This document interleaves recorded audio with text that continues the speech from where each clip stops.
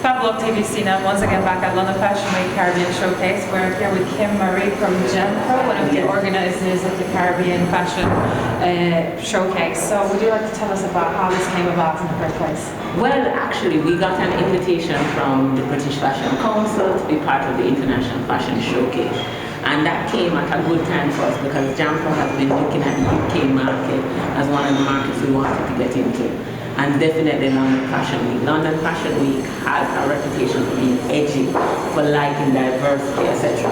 And that was good for us because we're coming from a place that, while known for creativity, music, and a whole creative vibe, is not known for fashion per se. So you wanted an environment that was welcoming to that. And then buyers, basically, because JAMPRO is the trade and investment agency of Jamaica, buyers that will be looking for something new.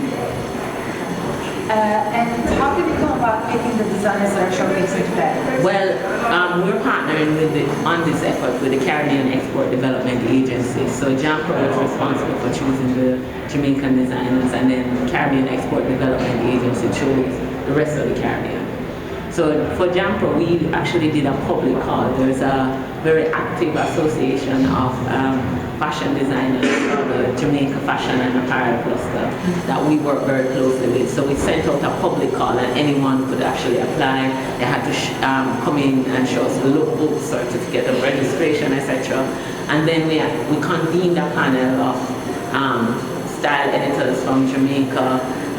We have a program, a TV show that sifts through young fashion designers. The host was on it. We had the Caribbean Fashion Week people on it as well, and people from JAMPRO. And we sat down in a room, contentious discussion, projected the looks on a screen and started arguing about who should come. So that's how they were chosen. And so Sandra Kennedy, Jalan designer Juliet Dyke, and Jenna Luna designer Arlene Martin King.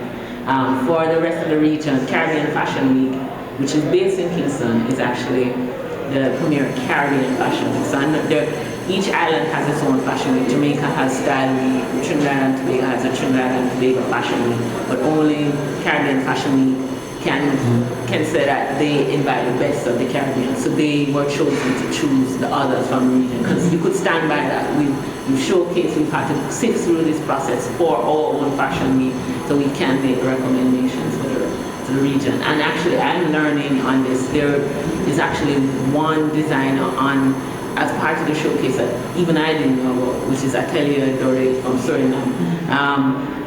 One of the things that I like about the showcase is that it's English-speaking Caribbean, French-speaking Caribbean, and Dutch-speaking Caribbean. So Suriname Dutch, Haiti for the French, and the English-speaking Jamaican Trinidad.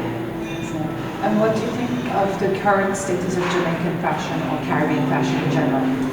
Well, let me speak for Jamaican fashion. Let's have it. But Jamaican fashion is definitely in a renaissance. We've always had very good fashion designers, but what's happening now in Jamaica is every year there are new ones. So it's not just, okay, let's use names that are familiar to your mind. Say Ralph Lauren, and you've always heard about Ralph Lauren. And next year it's still Ralph Lauren.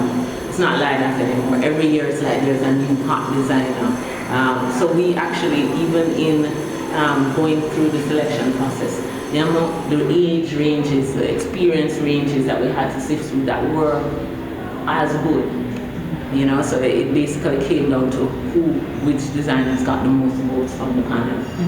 It didn't have most of the other designers in the selection process were just as good. Excellent. And finally, are we expecting you back in September? That's the plan. That's the plan.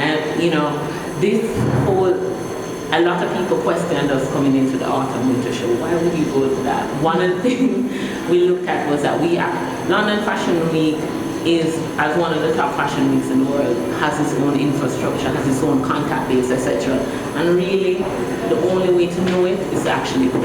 So we decided to do a resort collection and go in the autumn winter show where we would be able to take out a slower, more pointed approach and look at what other people are doing, make connections with industry personnel and press like FAB magazine. and start preparing for September. So literally, while we're happy with this showcase, this is just a preparation for September and for August. And for August, because we have the Olympics and we're still trying to see how will we have some fashion showcase, etc. as part of the offerings of Jamaica in the Olympics, and our 50th anniversary is actually on August 6th. So right smack in the middle of our athletic glory, and we're saying we will be glorious and gloriously athletic during the London Olympics. I mean, we have both. We have both. We have both. and we have Johan Blake and we have Asaf. I mean, that's great. But we still want it's not just the athletics. We actually want to bring more of Jamaica. I think also, as much as this is a very fashion-centric event, I think the time has come for the Jamaica brand to be as diverse as Jamaica is. And Jamaica is a place of fashion and music and film. I mean, right now we have films opening, Jamaican films like all Jamaican cast, Jamaican direction opening in New York, etc. So we want to diversify that brand. So let's do fashion in London. And our magazine name is Fabulous Black FAB. So I often get to ask guests, was fabulous about being African? But this time I'm asking you, was fab about being Caribbean or Jamaican? All right, well, whichever one you want to answer.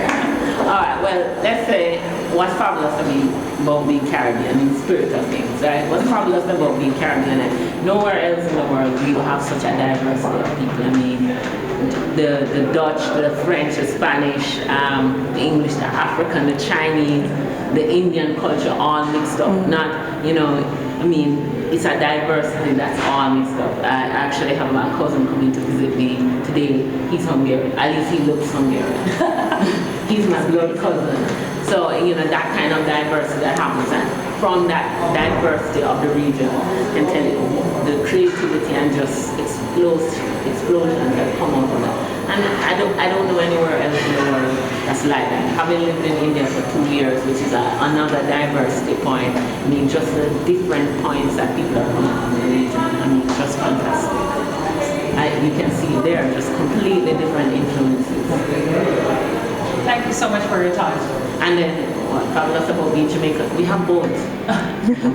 Great stuff.